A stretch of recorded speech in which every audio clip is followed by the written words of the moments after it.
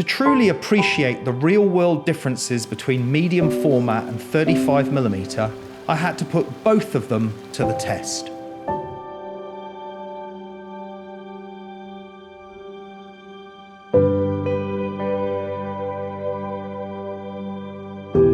So I've just got Ashley here assisting me, so we're shooting the pictures at the same time.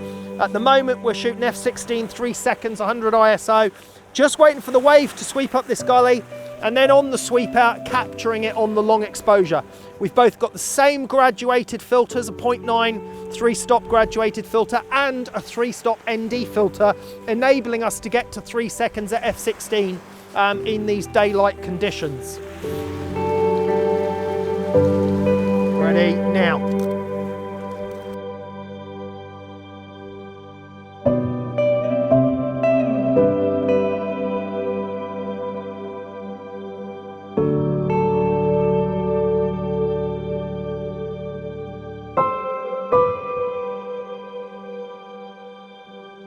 All right, I'm going for another shot, all right?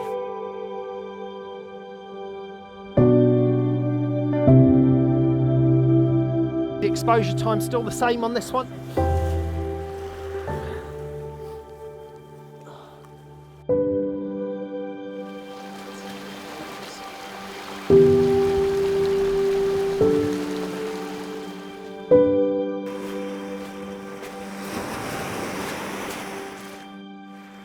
So I'm just shooting both cameras here, direct comparison with the Hasselblad medium format against the 35mm full frame camera.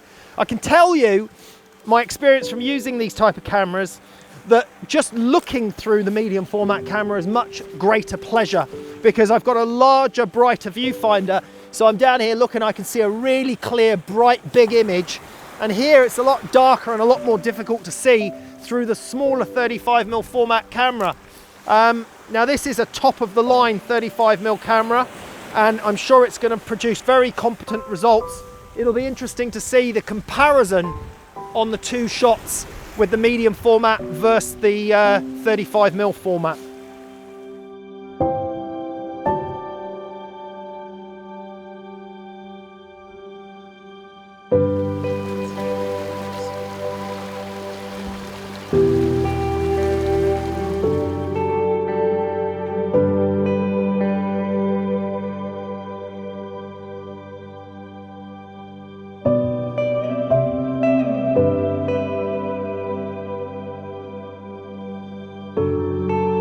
Right, I think that'll do, Ash. Let's pack up.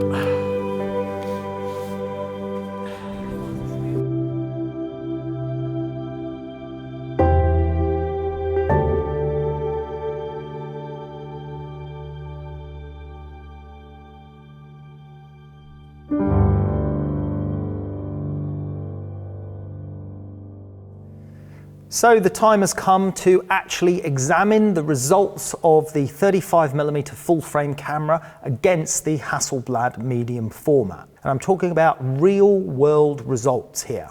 So let's start off, and to keep things fair, I'm only using Photoshop Camera Raw as the device to examine the images, so that we're working on neutral territory, if you like, in exploring these images.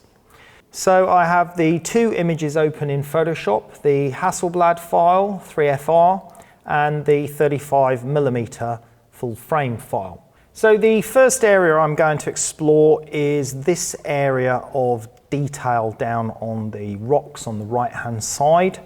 I'm going to zoom in now on the Hasselblad medium format file to this area, and we will see if we can line both images up to the same position.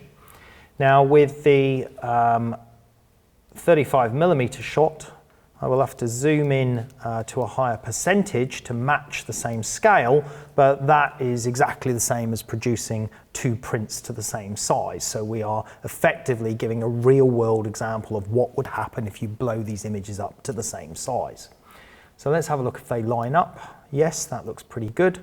So here is the medium format shot, and immediately I can see a superb level of detail captured. And if we flick over to 35mm, we can see that it is considerably softer than the medium format, which is expected given that it is a lower resolution camera and a smaller physical sensor size. Again, if we look at the medium format image, the thing that becomes immediately apparent to me is the three-dimensionality of the image. There is just a lot more bite, a lot more tonal range, and a lot more silkiness across the transitions of tones in the medium format image. When we move to the 35mm image, I would say it looks rather tinny by comparison. Another interesting area to look at is this fissure in the rock here, where we have this shadow detail in the fissure here. So we're now looking at the 35mm one, and if we flick to the medium format, we can see a much greater level of detail in that granite rock. Let's move over now to the corner detail of the shots. So I'm going to drop right down to the far corner, and I'm looking for corner sharpness on the lenses. I'm going to move across on the 35mm down to the same area, and immediately I can see a softer image with greater aberration and corner softening, and this isn't just due to the change in resolution. This is definitely a lower quality or lower optical quality compared to the Hasselblad optical glass. Now let's move across to the tonal range on the main boulder in the foreground of our shot. And again, we can see a much silkier tonal range on the medium format shot. And again, that slightly harsher, tinnier look that has been reproduced on the 35mm shot. Let's zoom out a couple of clicks and just explore the silkiness of the tones in the area where the tide is moving around the rocks. Again, a little bit tinny. The transition's not quite as good in the 35mm, a lot smoother and a lot silkier in the medium format camera. Now, the detail is absolutely superb in the medium format. Let's have a look at shadow detail. I'm going to go into this area here where we've got some darker shadows, and I'm going to take us into the same area on the 35mm. We can see some clear chromatic aberration, that green fringing appearing where you see the transition from the dark tones to the edge of the rock with the higher, brighter tones. You can see that green fringing.